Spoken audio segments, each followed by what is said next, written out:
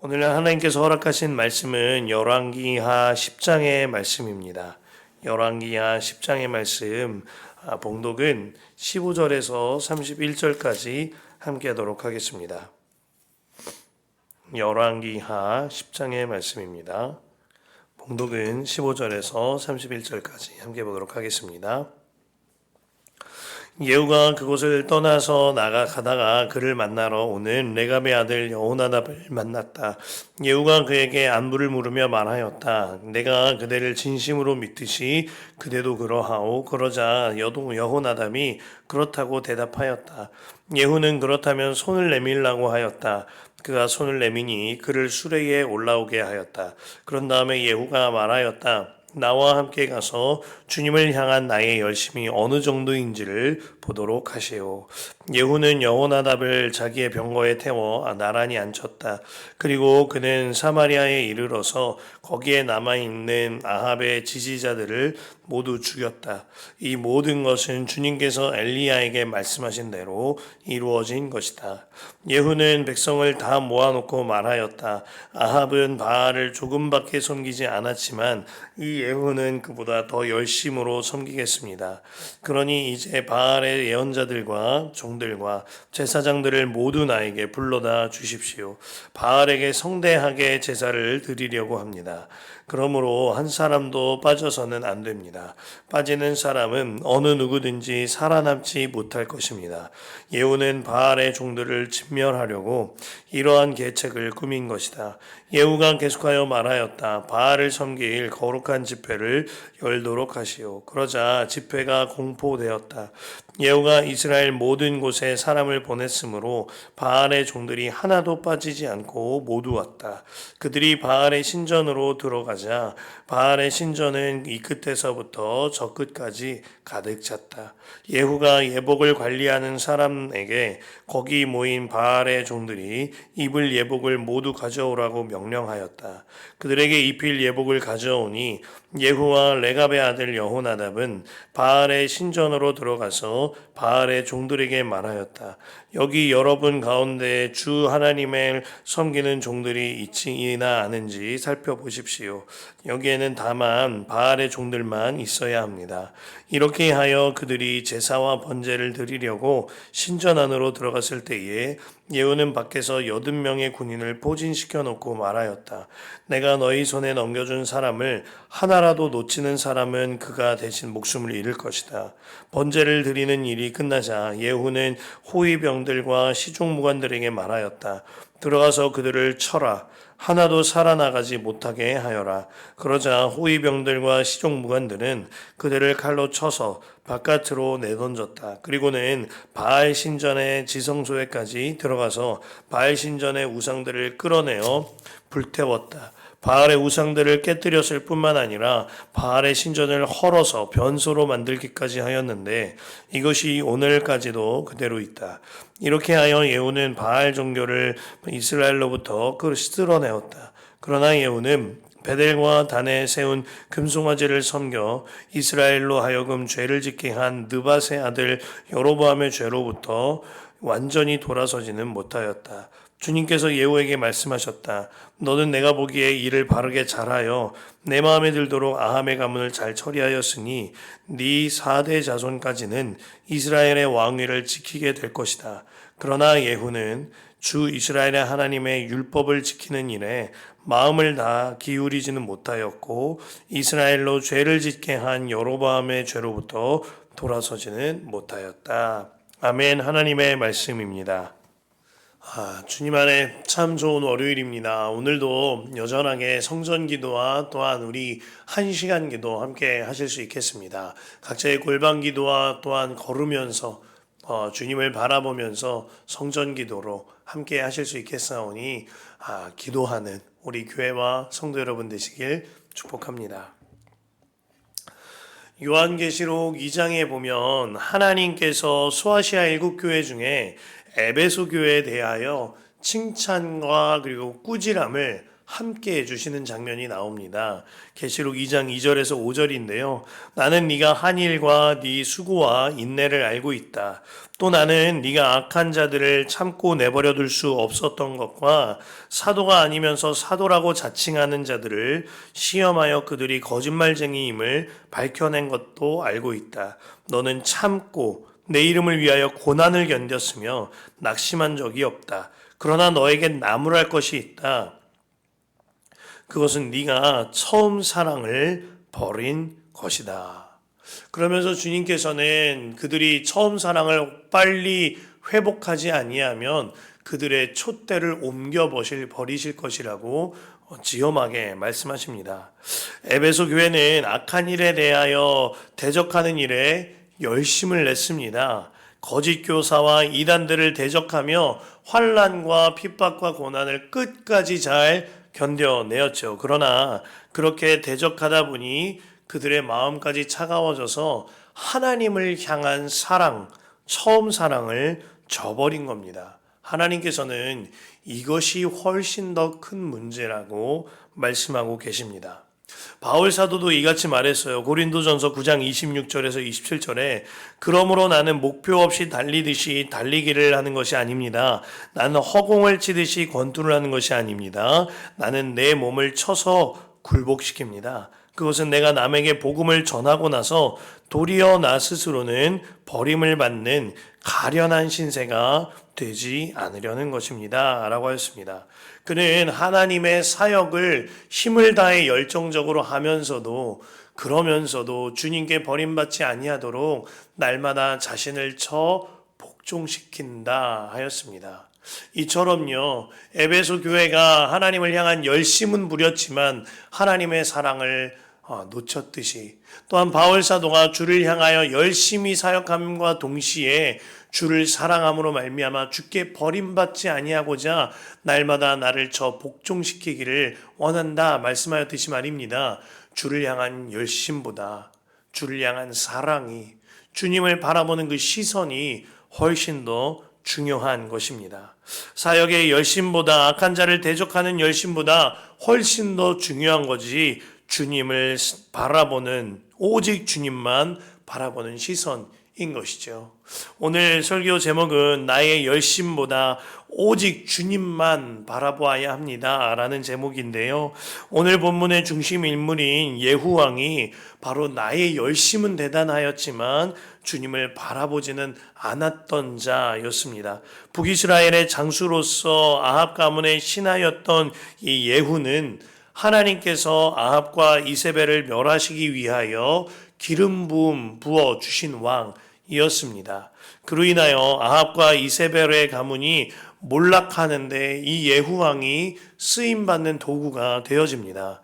9장에 보면 아합의 아내 이세벨은 하나님의 말씀대로 그 시신이 개들에게 뜯기게 되는 비참한 죽음을 맞이하게 되지요.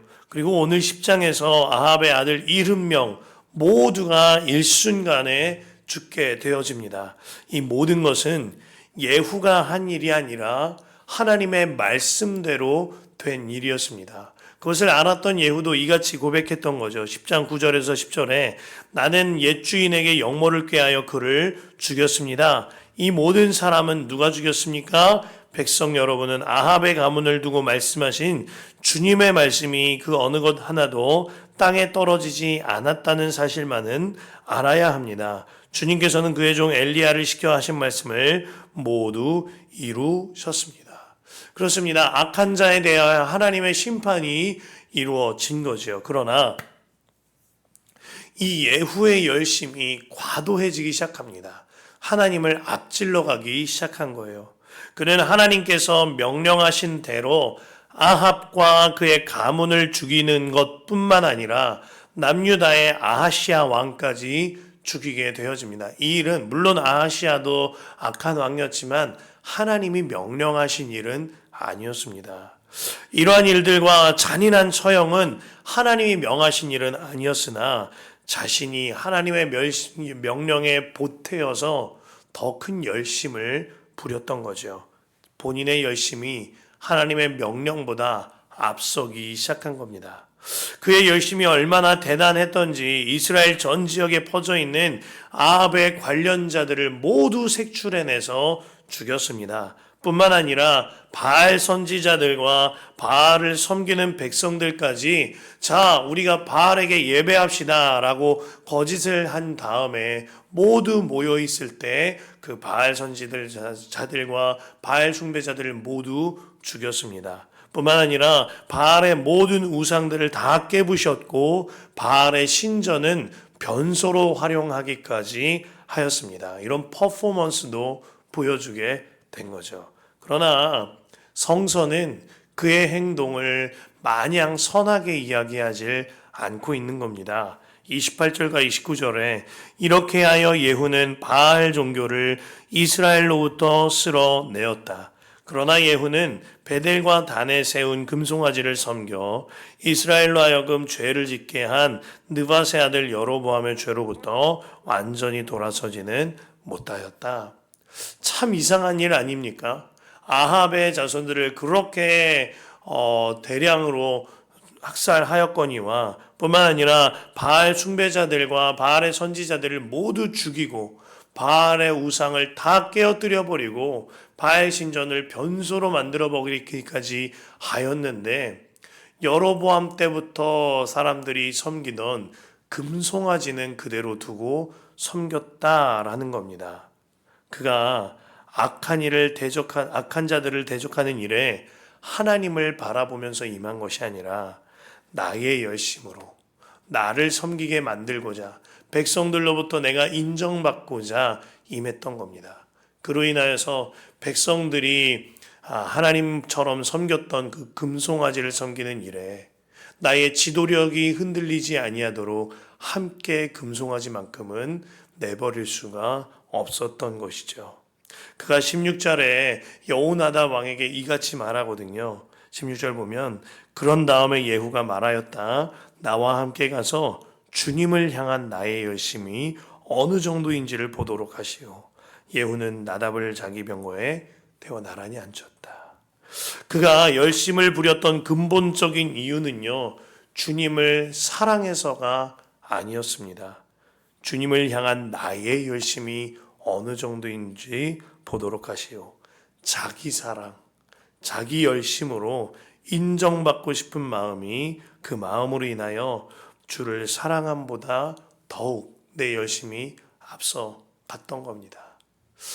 감리교를 처음 함께 창시하였던 존 웨슬리, 그는 아주 열심히 특심이었던 자였습니다. 그의 열심이 얼마나 대단했던지 당시에 신대륙이었던 미국의 졸지아의 선교사로 헌신할 정도였습니다. 그러나 2년 동안 선교하는 그의 사역은 완전히 실패하였고 자기 열심이 다 무너져 내렸죠. 그리고 이제 다시 본국으로 돌아와 모라비안 교도들과 함께 생활하면서 예수님을 인격적으로 만나는 일이 벌어졌고, 그로 말미암아 그가 회심하여 사람들과 함께 오직 주님만 바라보는 일에 열정을 다하는 자로 쓰임받게 된 겁니다. 그가 자기의 열심이 아니라 주님을 바라보는 삶으로 말미암아 영국의 부흥에 쓰임받는 자가 되어지고 감리교에 쓰임받는 자가 되어진 것이죠. 우리에게 가장 중요한 것은 나의 열심이 아니라 주님을 바라보는 나의 시선인 것입니다. 언젠가 새벽 기도 가기가 무섭습니다 라는 짧은 글귀를 읽은 적이 있습니다. 어느 성도가요, 새벽 기도 가기가 무섭습니다 라는 글을 게재한 거예요. 이런 글이었습니다. 새벽 기도에 가면 내가 왔는지 안 왔는지 출석 체크하는 분이 있습니다.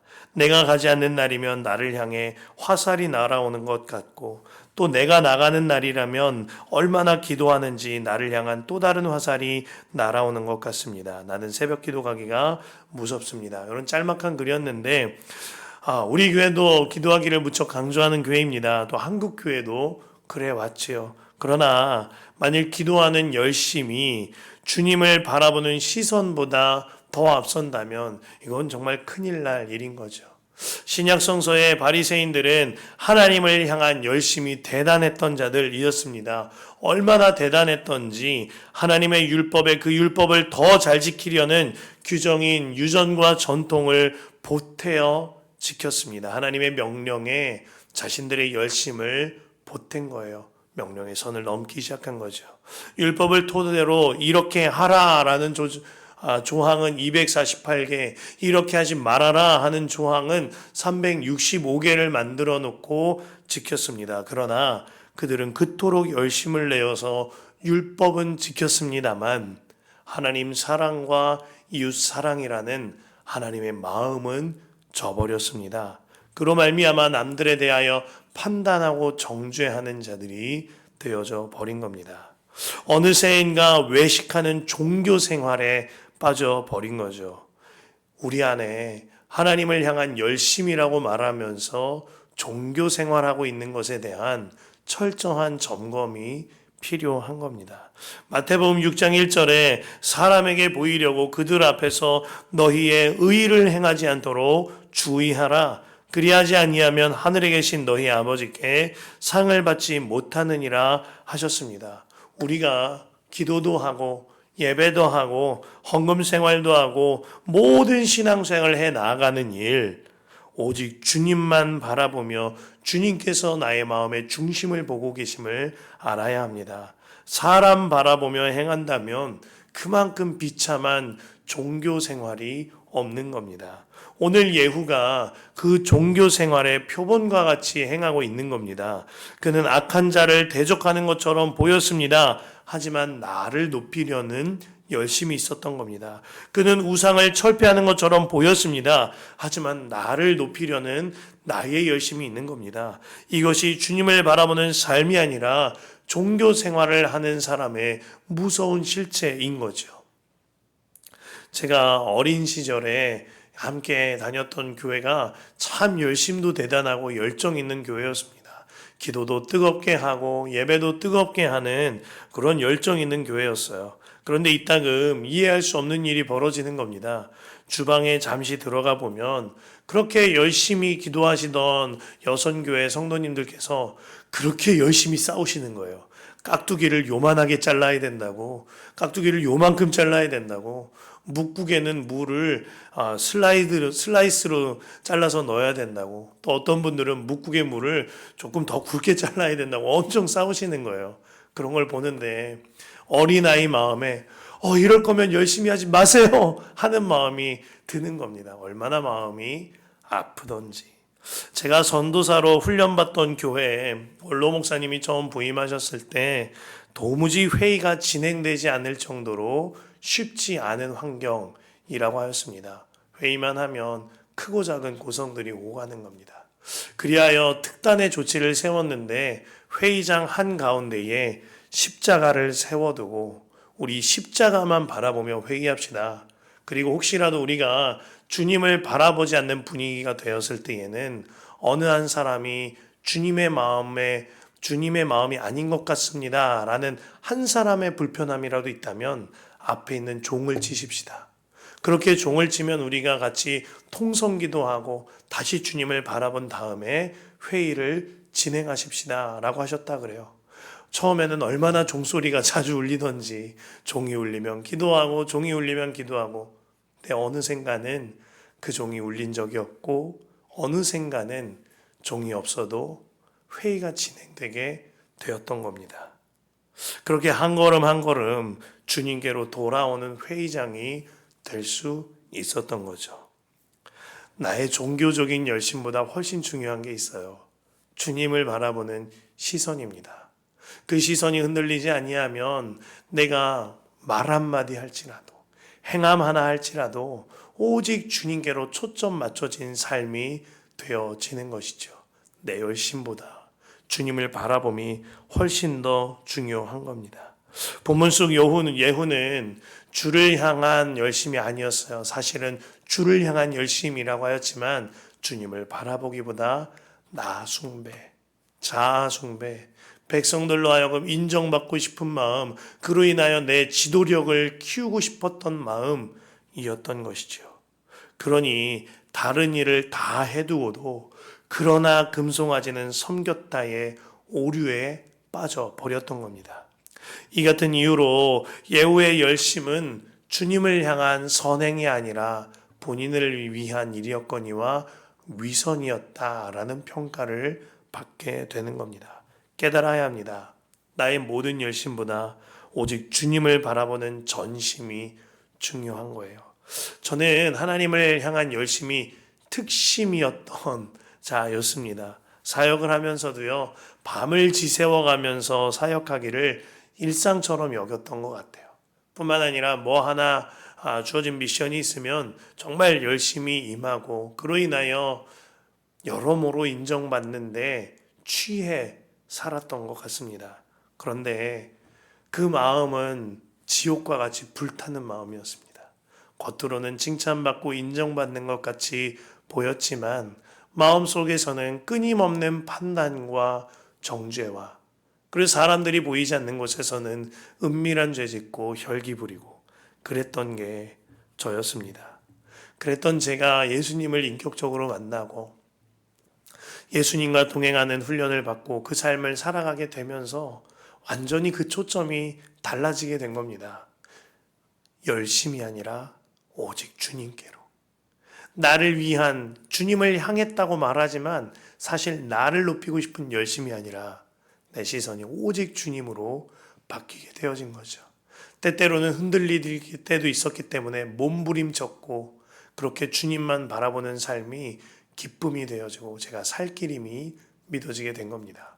그래서 지금도 날마다 예수님과 동행하는 일기를 쓰면서 제 초점이 흔들리거나 흐려지지 않도록 날마다 주와 동행하기를 더욱더 갈망하고 있는 겁니다. 사랑하는 성도 여러분, 나의 열심과 나의 행위보다 주님을 향한 오직 주님을 바라보는 나의 시선이 더 중요합니다. 주를 향한 열심을 내는 것처럼 보이지만 사실 나를 위한 열심인지 돌아보고 돌이켜야 합니다. 주를 향한 열심인 것처럼 보이지만 이를 통한 대가를 기대한다면 주님 앞에서 돌이켜져야 합니다.